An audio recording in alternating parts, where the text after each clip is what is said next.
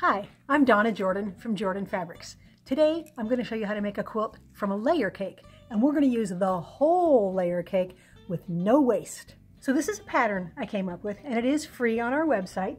There's a link right below the video, and this is the block that it makes. It's a very plain looking block, but once we make a bunch of them in different colors and put them together, it's going to make a nice secondary pattern that will show up in the quilt. So all we need is 2 yards of a background, and then we need our layer cake. Now mine has 40 squares, most have 40 or 42, and we're going to use most of these in the patchwork, and we're going to save out some of the light ones to use in the border. Now let's pick out the darker layer cake squares here, because we want to make sure we have enough contrast between these fabrics and the background. So all of these darker ones are going to work. Even these will work because they have a lot of print on them. There just happens to be some really light ones in here. That one will work. That one will work. See, this one won't be good, so we won't use this one. Probably won't use this one or this one. All the rest look good. I have the squares separated now. So I have 32 darker ones and 8 lighter squares. Now the lighter squares we're just going to set aside. We'll use those later when we do the borders. The dark squares all get cut exactly the same way. So the first thing we're going to do is cut a 3-inch piece off of the bottom of each one. Then we're going to cut them into 2.5-inch strips and cut those in half so they're each 3.5 inches long. Now I've written the pattern so you could do it from a jelly roll if you like. If you're using jelly roll strips, just cut them all up into 3.5-inch lengths.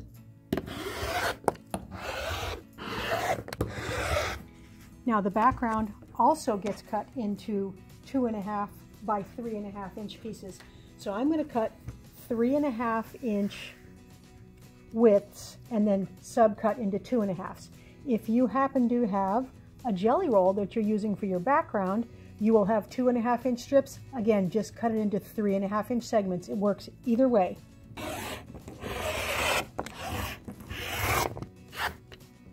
Now we're ready to start sewing. We've just got these 2 pieces. So I'm going to take one background and one of the colored pieces, and I'm going to line up this corner right here. Now I want to stitch from that point down to that point. And the easiest way to do it is to put a piece of tape on your sewing machine lined up from the needle hole straight down. So all I have to do is lift this up a little and find where that bottom corner is and point it at the needle hole and keep this corner down here on the line and stitch all the way along there. Just go slow and careful and keep that point right on the line.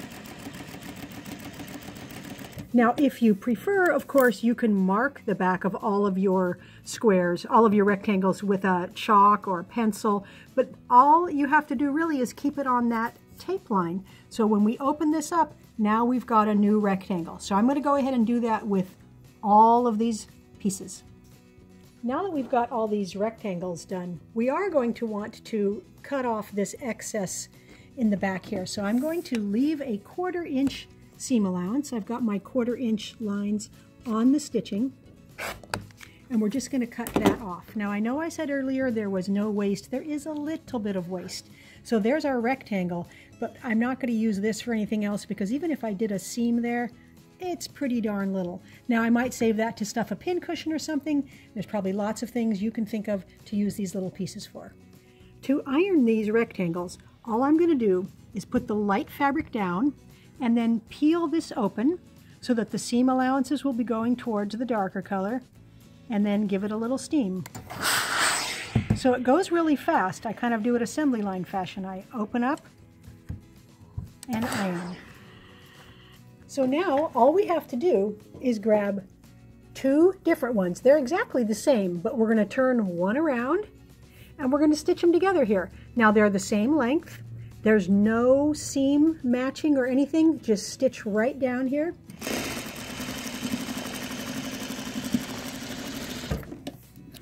And that is the whole block. So I'm going to go ahead and do that with all the rest of my rectangles, make a bunch of blocks. Now that all the blocks are done, we can start laying out the quilt. It's very easy. the blocks only go up and down or sideways. So you can just keep alternating and keep laying them out like this. Now once you have them a bunch laid out, you can start trading around so that you can get colors you like going together. But what I do first is just lay out a whole bunch of them. Just keep alternating up and down and sideways, up and down and sideways. So these blocks, they're easy to make. They're fairly repetitious, which is really nice if you are having to stay at home and stay away from other people. This is a good project to do to calm your mind and just let your hands keep sewing. Now we can see the pattern showing up. So you can see these dark pinwheels, and you can see kind of a light windmill right there, and it just flows throughout the whole quilt. So I'm going to go ahead and sew the rows, sew the blocks into rows and sew the rows together. There's no fancy matching. You have to match all of your intersections, but as long as you alternate the directions of your seam allowance. So the first row with all the seam allowances to the right, the next row with all the seam allowances to the left, you'll be able to nest everything and have your intersections match very nicely. The patchwork is all done, and that part was really easy to sew those blocks together. Now let's work on the borders. So what we're going to use, remember those pieces we cut off of all the layer cakes? We're going to use those pieces, and then we're going to take the reserved layer cake squares, and we're going to cut these into strips, a 3-inch, a 3-inch, and a 4-inch, and then we will have no waste. Now we're going to take all of these pieces and we're going to sew them side by side into a really wide strip unit. Now I'm going to use a very small stitch length because I want my stitches to be really little, because once we stitch these together we're going to cut them and I don't want the stitching to come out. So I'm just going to pick up a variety of colors. I'm not going to go in any particular order, and I'm not going to worry when I come to the 4-inch width. I'm just going to sew it on as if it was the same width as all the others. So I'm just going to sew these together. So let me show you. They're all the same length. I'm going to use a 1/4-inch seam, but very tiny stitches.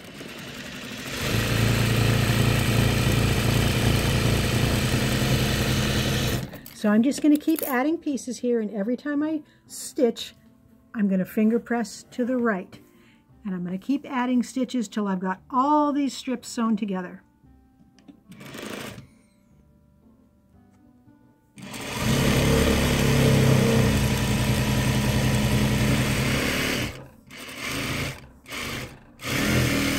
So now we've got a big, long pieced strip unit here, and we are going to press it up a little bit. We want to iron it a little bit flat before we cut it. I did finger press everything, so it's pretty flat already, but I like to make sure it's a little bit flatter before we cut it. Now I've got this whole big piece of patchwork, and I'm going to fold it in half. And I can cut this all at one time. I'm going to do 4 or 6 layers. Now, if you're not comfortable cutting that many layers, you can just make your patchwork piece with half as many pieces and then cut it and then stitch them together afterwards. You need to do what's comfortable for you. I don't mind cutting this many layers, so I'm going to fold it up a couple of times, and I'm folding it so that the seams are not all on top of themselves, the seam allowances. So it's really not that many layers. Now I'm going to put it on my cutting board here, make sure it's straight. The strip unit, it's 10 inches wide.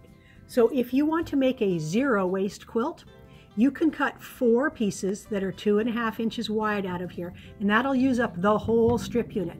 Now I notice that I have some slight imperfections over here, like right here.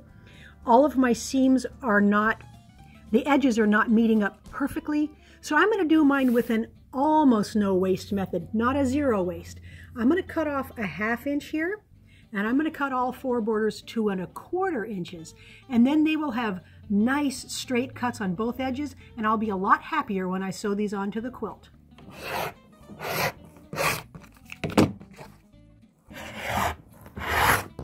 So we're going to take 2 of these, and I'm going to spread them out on a big table. You don't have to have a big table, but it helps a little. So these are patchwork borders. So we're going to take the first one and open it up here. See how fun that looks already. Now the second one, it's exactly the same. And all I'm going to do is slide this down 6.5 inches. So I'm just going to measure this 6.5 inches. And I'm going to lay this right next to the first one right next to the second one. And this way we're going to stitch these together, but the seams are going to be staggered. So we might end up somewhere along here where 2 meet, but for the most part, there's no matching and they're not going to meet up at all. It's just going to look very random. Now I'm just going to flip this over so they're right sides together. And I'm going to put some pins in, and I'm going to pin it all the way down every foot or so. And this is just to make sure that I don't stretch either one of them as I stitch them together. Now I'm just going to stitch these 2 borders together using a 1/4 inch seam, and just leave this excess here. It's possible we might need it at the far end, but I don't think so.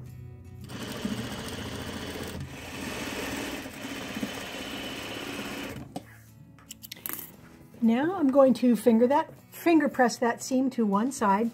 So I like to start at the top here, just pull it open, and then either use your fingernail or the pad of your finger and press that open. Now that the patchwork border is done, you can see if we put this right onto the quilt, it's just way too busy.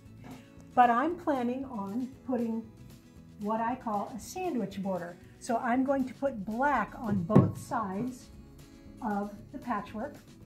I'm going to sandwich the patchwork between these 2 guys and then put it onto the quilt. So I'm going to go ahead and sew these into long strips and put them on each side of the patchwork. I've got the borders on both sides of the patchwork. Now I'm going to show you how to put these on your quilt with mitered corners so that the pattern will meet up in the corners. So I've got 2 long border pieces here. Each one of these is going to do a short border and a long border. So let's cut the short border first. So we're going to lay this across the quilt, not across the end of the quilt. Do it a foot or 2 up, even across the middle, and slide it over so that you've got enough hanging off the edge here, so that when we make a diagonal line here, you've got enough space there. So here's how we can tell. So if we put this, I've got a half square triangle here. We're going to want to put this so that it is on the edge of the fabric there, and I'm going to draw a chalk line. Now my half square triangle won't make it all the way up, but that's okay. Once I've got it started, I'm just going to turn this around and continue the line. Now I'm going to slide this border over so where that line comes in, it's on the edge of the quilt. Now I'm going to smooth this over all the way across the quilt, nice and flat. And I'm going to draw another line over here with the same angle. So now this one, I'm going to have to start at the edge of the quilt here. Now make sure you've got this on here straight. You can use the patchwork lines here to help you make sure it's straight. And just start your line, go as far as you can. And then turn it around and finish your line. So I'm going to do 2 borders that are this size, one from this piece and one from this piece. Then I'm going to do the same thing in the other direction. Now I'm just going to cut on that drawn line, and this border will be exactly the size we need, seam allowances included, to fit onto the patchwork. Here's the 2 shorter borders, and they're pinned onto the shorter edges of the quilt. Now the longer borders were cut exactly the same way. So you still match up the end of this border with the end of the quilt, and same thing down here. So they're exactly the same length, done exactly the same method as the short ones. So I'm just going to peel this back out of the way a little bit and pin this on with the edge, the corner of this right in the corner there, and I'll pin it all the way along here, and then I'll show you how to stitch these on. So we're going to stitch each side on separate. And we're going to stop and start 1/4 inch from the edge. So up here, I'm not going to start stitching all the way at the edge here. I'm going to start right there, which is 1/4 inch in from all sides. So I'm going to start, and I'm going to back tack just a little bit. So I'm going to leave my pin there so I can see where to start, right here. Once you know where that is, you can just put the needle down and then just take a couple of stitches forward and back, and then go all the way down to the far end and do the same thing. Stop when you get 1/4 inch from the edge.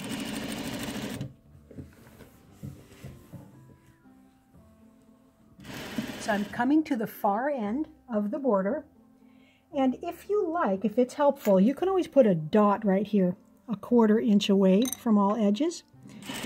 Then you can stitch to the dot and back tack. Now we can fold this out of the way and get this corner started here.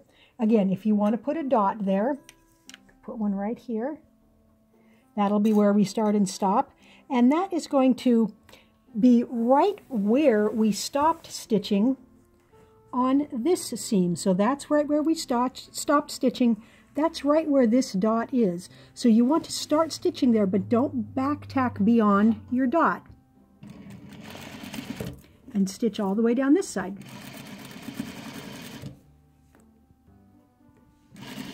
Now that we've got the borders on, let me show you what happens. We'll open that one up, and we'll open that one up, and all we have to do is stitch this last seam here. So to stitch that, I'm going to fold these so that those edges are right sides together. I'm basically folding the quilt along a 45-degree angle there. I'm going to turn it around, and I'm going to stick a couple pins in. So I'm going to make the very tips match here, and I'm going to make sure that my seams here, where they're coming together, I'm going to make sure those line up. Again, put a couple pins in. Same thing right here. And now you can see those chalk dots on both sides. And all we have to do is stitch from that dot all the way down. So I'm going to put the needle in right there, and I'm going to back tack. I'm going to go forward and then backwards. Don't go backwards beyond the dot, and then stitch right along the edge.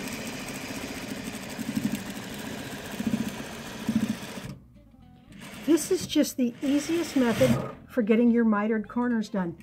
Because mitered corners are a little bit scary, even for me, but this is just a perfect way. Now let me show you what it looks like. There we go. I've got it all stitched up, ironed flat, and it's all loaded onto the quilting machine. Now we need to pick out a good thread color. I'm pretty sure if I use black it will match, but it'll be way too dark in these light areas. So I've pulled off some different gray colors here. This one matches, won't show much in the black. It's a little bit stark in there. Now we've got a medium gray. It's going to show a little more in the black, but that's really only on the border. It barely shows in there, not going to show much in the patchwork. And of course we could always go with this lighter one. Again, will show even more there, but just hides in there. And I really think the light one will look the best, so that's what I'm going to use. This quilt will really look best with an overall design. And I'm going to use these feathers. That's going to blend in with all the patchwork. It's not going to stick out, and it's going to be nice and even.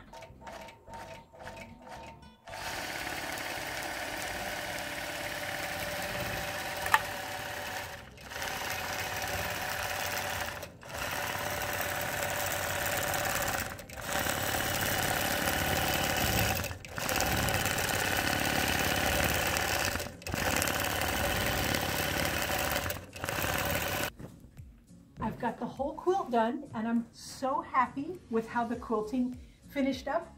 I love the fact that the thread is showing in this black border, but it's not showing it all here in the patchwork. Now the quilt ended up about 55 by 63, a really fun size to make. And the technique that I showed you for putting on the mitered borders will work on any quilt. It's just an awesome way of putting on those mitered borders. Now on the backing, I used this geometric black and white print, and you can't see the quilting at all with that light silver thread. And I like the solid black binding. It looks great on the top, and it looks great from the back side. Thanks for watching our tutorial today on how to make the Jagged X's quilt. I hope you enjoyed it. Now, we're going to have a giveaway. This is a quilt called Starburst. This is one that we made in a video. Really nice Cozy Quilt Designs pattern. It's got these awesome dragonfly wing fabrics all in the top, on the back, just beautiful fabrics. And you can win this quilt. So all you have to do is go to the link that says giveaway and then enter your email address and your name, and you might win this quilt, and we can ship it anywhere in the world. So good luck. Now, if you like our videos and you want to support us, the best thing you can do is subscribe to our YouTube channel. That would really help us out. Happy quilting!